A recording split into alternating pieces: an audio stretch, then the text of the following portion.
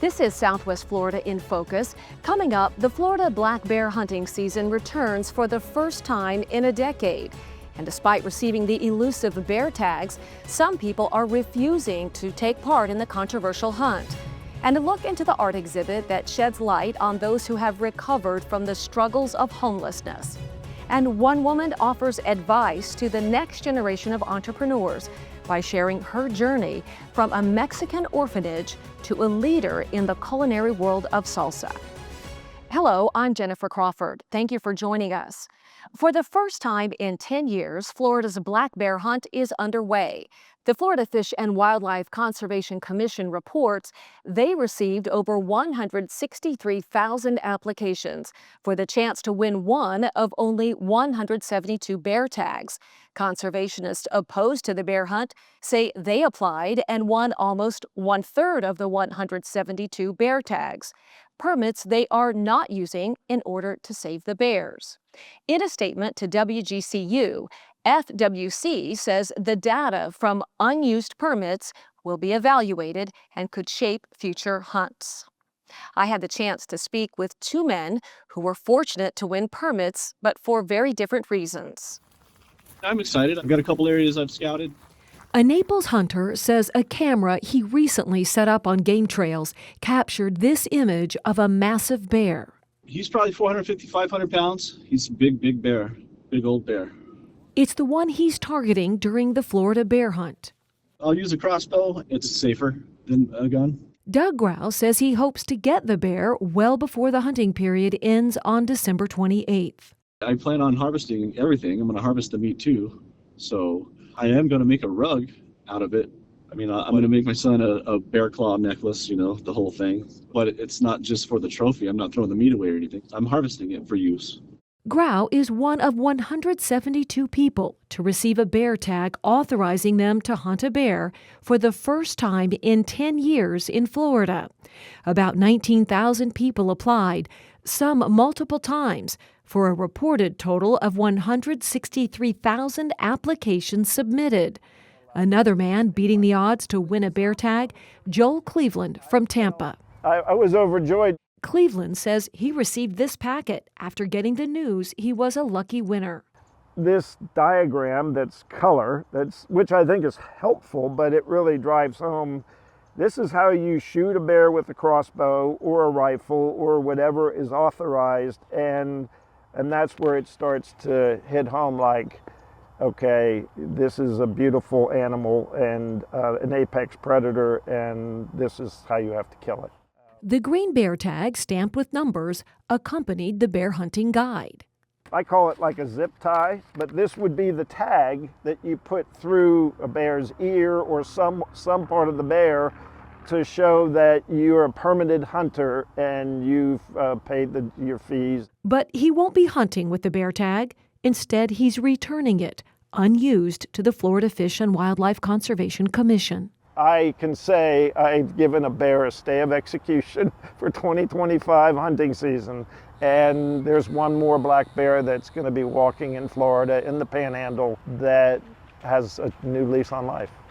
A longtime conservationist and member of the Sierra Club, Cleveland says his successful efforts are part of a peaceful protest by environmentalists, and that of the 172 bear tags issued, about 50 went to bear protectors. I put my head on my pillow at night and I go, I fought the fight. That's where my passion is. This is Christmas come early for you. This is. And my daughters, I have two.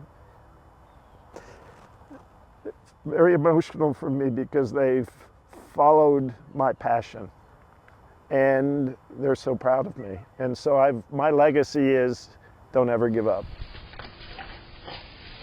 In the meantime, in communities like this one in Lee County, bears are commonly seen at night, their images caught on surveillance cameras and by residents simply driving down the road. There's too many bears out there that are becoming a nuisance. The state of Florida and proponents of the bear hunt say the hunt is necessary to help properly manage the bear population, with numbers reported to be above 4,000. Opponents of the bear hunt dispute the bear counts. Regardless, if all goes as planned, a bear hunt is expected to take place next year in Florida as well, something hunters like Grau are already looking forward to. We're going to probably hunt next year with dogs, as they'll be allowed next year. Black bear hunting season ends on December 28th, but it could end sooner if the quota of 172 bears is met before that date. All unused permits are required to be sent back to the state. If you have the flu, you are not alone. The Centers for Disease Control and Prevention say December is the beginning of peak flu season. The CDC says numbers are already up, reporting a 7% increase in flu cases in recent weeks. While doctors say the flu vaccine can help reduce the severity of symptoms, it does not prevent the virus entirely. Dr. Neha Vias, a family medicine physician at Cleveland Clinic, recommends everyone who can receive the vaccine to get one to protect themselves and those around them. It's very important to get the influenza vaccine, both in the U.S. as well as in the rest of the world. Influenza is a major cause of mortality and morbidity. It can affect all ages, including the very young, the very old, those with compromised immune function, those who have chronic medical conditions, those who reside in group homes or nursing homes, and those who are pregnant. For people who are receiving the influenza vaccine for the first time, they may need 2 vaccines separated at least a month apart. And we have a special vaccine for our patients over the age of 65 that has a special component in it that will help boost their immune response against this strain of influenza. The flu is just one of the seasonal illnesses that Lee Health is preparing for.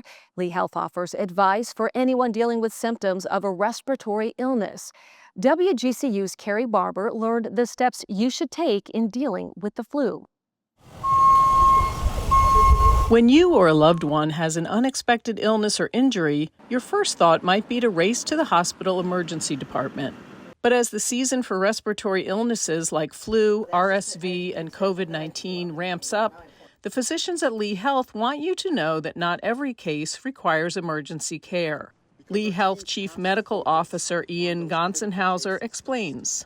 Our Lee Health convenient care locations, you will see the same physician that you would see in an emergency department. There are emergency medicine trained physicians or other highly trained physicians with emergency medicine experience, and they can handle the majority of things that even folks that show up in our emergency department need. The convenient care locations are similar to other urgent care facilities. Gonsenhauser does add that there are certain symptoms that should still be seen in the emergency department. When you have those new sense of life-threatening symptoms like crushing chest pain, like shortness of breath that is significant, those are the types of things that we want you to pursue care at the emergency department for. There are 4 Lee Health convenient care facilities in Lee County. A 5th is scheduled to open in Cape Coral next month. For exact locations, go to WGCU.org. Finally, to avoid extreme illness from flu, RSV, and COVID-19, follow the vaccine schedules recommended by trusted groups such as the American Academy of Family Physicians and the American Academy of Pediatrics. For WGCU News, I'm Cary Barbor in Fort Myers. After the break, the secret to success is in the salsa. The journey of one entrepreneur from an orphanage in Mexico to a multi-million-dollar business owner. No business experience, no connections, and no money. Despite those limitations, Maggie Cook went from homelessness to building a $200 million salsa business. The Mexican native spoke to aspiring entrepreneurs at an event in Venice, Florida called Fierce, encouraging people to chase their dreams. WGCU's Sandra Viktorova has her story. It's mindset. Maggie Cook! She's treated like a rock star in arenas. Motivational speaker Maggie Cook tours the world, inspiring both ordinary folks and corporate executives with her rags to riches story. One that began with a simple recipe and admittedly terrible cold calling skills. So, hey, my name is Maria Magdalena de la Cruz Garcia. I have an awesome pico de gallo de salsa. I think you guys would love it. Clink. Despite finding herself homeless in the woods shortly after college, she kept on making her salsa. I had even friends tell me that I should quit, that I should get a job, that I was not making money. I even went to local food manufacturers that made ready-to-eat products like mine, and I said, how did you get your products into the stores? And they said, oh, they're not going to listen to you because you're nobody. What makes Cook's financial success so remarkable are her difficult beginnings, a childhood of physical, mental, and sexual abuse in a Mexican orphanage, which her parents ran. We already didn't have food for weeks sometimes. And I don't know if you've ever been hungry for that long, but you can't even think. So I became a hunter. And I have a horse that I would actually visualize and futurecast myself into success, even though I was stuck in that place. I would imagine that I was a super successful woman. Cook shares that being bold, going outside your comfort zone, is one of the first steps to success.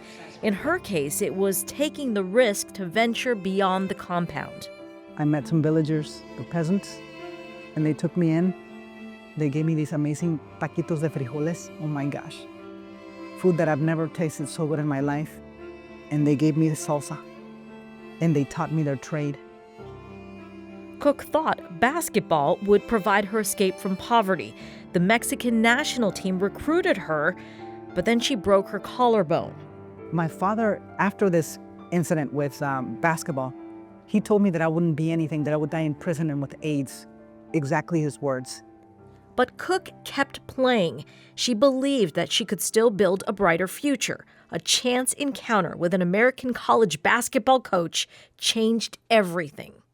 She saw me play, told my father I want her to come play for me on a scholarship.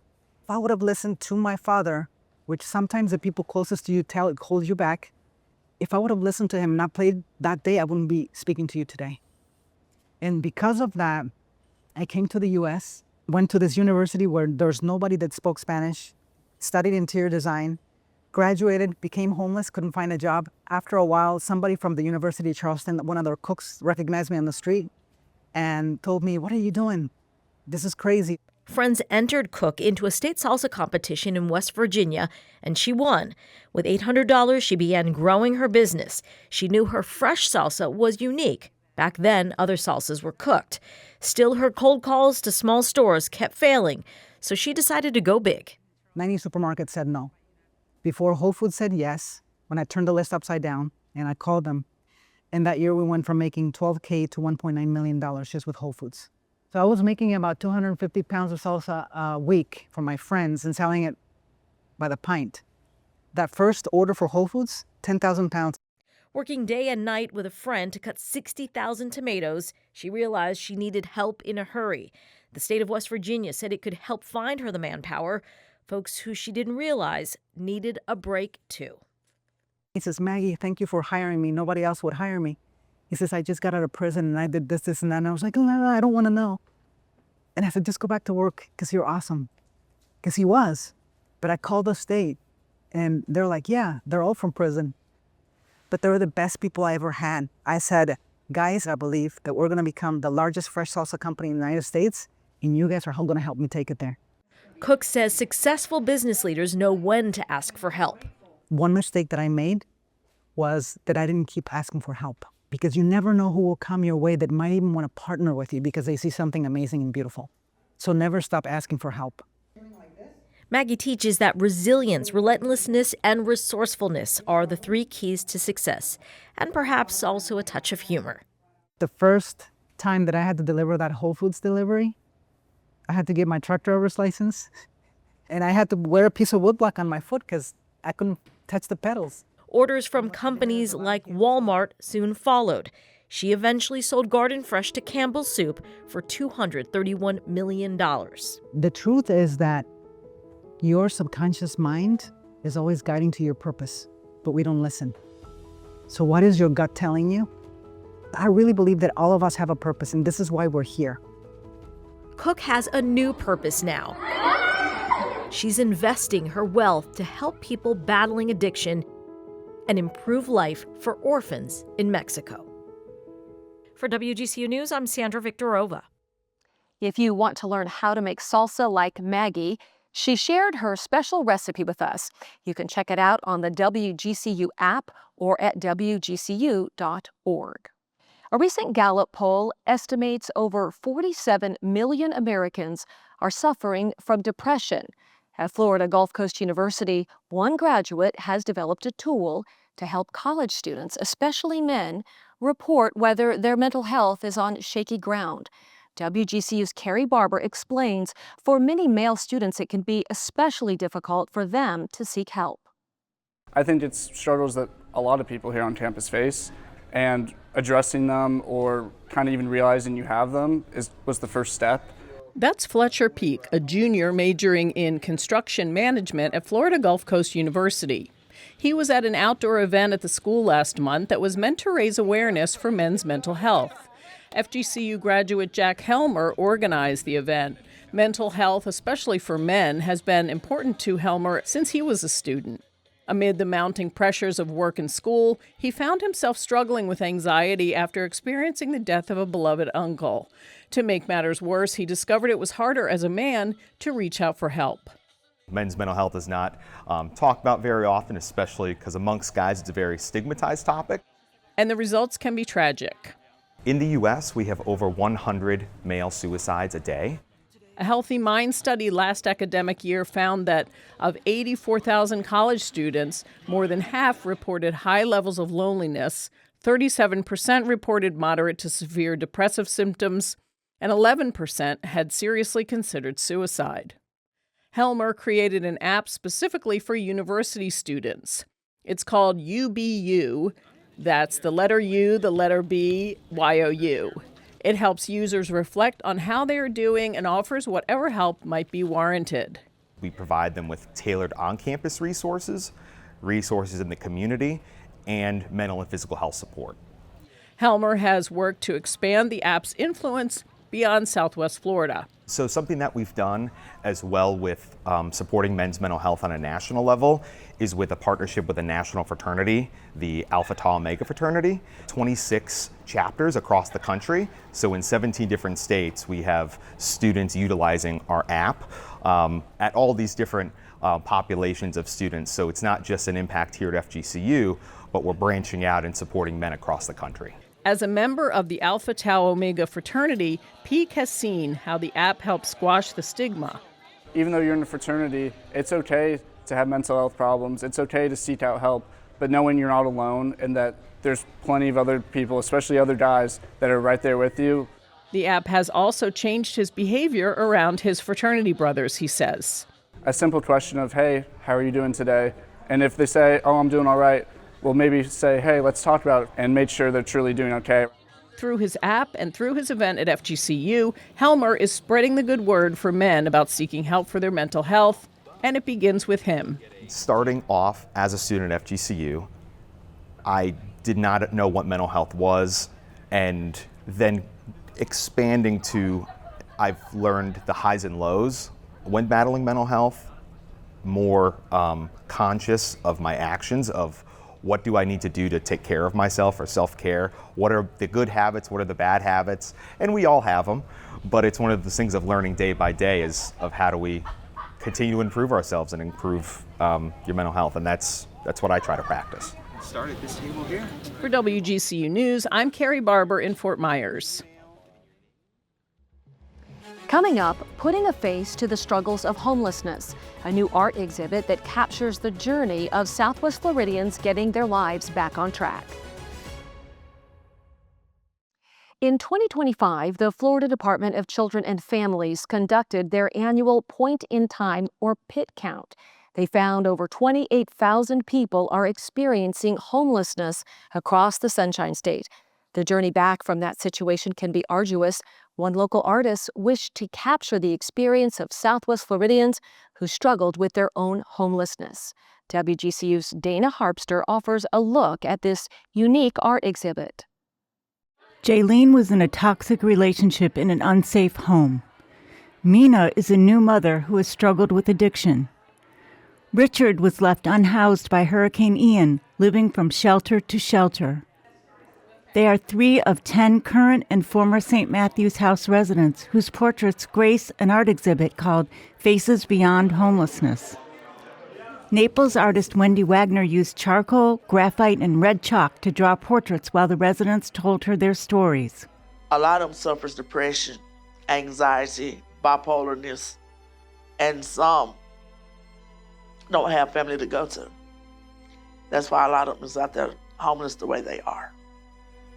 It's not the first shelter I've been at. I've been at a DV shelter before for 3 months, and then I returned back to the abuser, which is my kid's father. And I think I messed up by doing that because then, the abuse started again. St. Matthew's CEO Ben Bridges shares the point of the exhibit, now at Wagner's Gallery in Naples. This exhibit exists to tell these stories of many of our St. Matthew's House residents. Stories of hope, stories of restoration, stories of struggle that they've experienced, all with the idea of lending a little bit of humility and humanity. Bridges and others at the Recovery Center talk about the idea of people moving from crisis to contributor. Residents work with case managers, counselors, employers, and others to make that transformation. And I'm really just overwhelmed as you walk by and you see the faces, you hear their stories. It's really inspiring, gives me a lot of hope for the future. So now I'm sitting here expecting a baby and wanting a lot more change and a lot more desire for sobriety. People are often surprised to find out the extent of homelessness in Naples. We couldn't go a day without somebody saying, I didn't realize that there were people experiencing homelessness here. I didn't realize that people experience food insecurity in a place like Naples. But the reality is they're right around the corner. These are our neighbors. Wagner, a self-described contemporary realist, sketched the volunteer subjects at St. Matthew's. I got to hear, their stories, get their energy, that kind of feeling. After the exhibit travels to different sites around Southwest Florida, each subject will be given a copy of their portrait. Hopefully they feel like I caught them and honored them, because that's really what I wanted to do.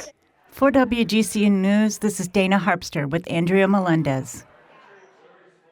Faces Beyond Homelessness is a traveling exhibit presently showing at the St. Matthew's Thrift Store. The store is located at 2601 Airport Pulling Road in Naples. The exhibit will be on display until December 21st. You can visit the St. Matthew's House website to see future locations. Last week, WGCU came up big, bringing home 2 Suncoast Regional Emmys. The WGCU production team was honored for their work on Reflections of a Colored Girl in the category of Diversity, Equity, and Inclusion for short-form content. And in the category of Public Affairs Single Program, the WGCU TV News team picked up the statues for this very special program. We are now joined by Teddy Byrne, producer of Southwest Florida in Focus. And Teddy, it was a magnificent night. It was special to be nominated for this award, and we were in a category with a lot of great colleagues from across the state. So once they called our name and we were able to get up there and show what Southwest Florida in Focus has done in only our first year of existence, it really was a true honor to receive this Emmy and just to be part of that celebration at that moment. It was absolutely wonderful, and we have a large number of people that took part to make Southwest Florida in Focus happen. Well, it's really a small team that gets to do it for us because we are working in a public media setting here, but I cannot thank everyone who has helped us reach this so fast to be able to share this moment with my friends here at WGCU, whether it's our production team, our photographer, our team of reporters. What we've been able to do and accomplish is just a good reflection of what we get to bring to our viewers. And it's because of our viewers' support that we get this opportunity to create a program like Southwest Florida in Focus, bring it to you every single week. And when we receive an Emmy like this beautiful one right here, it just lets me know that we're in the right direction, and it allows us to know that in the future, we will continue bringing forward great programming for our viewers and anyone else across Southwest Florida. Well, it's congratulations to everyone involved. Exactly. It's a team effort. Yes, it is. And I can't be more happy with this team. That's wonderful. Well, coming up next week, the psychological impact of interacting with artificial intelligence, why more people are dealing with what's being called AI psychosis. Thank you for joining us. And make sure to download the WGCU app or visit WGCU.org, where you'll find all of our stories and those extended interviews. Have a great weekend and join us again here next week on Southwest Florida in Focus.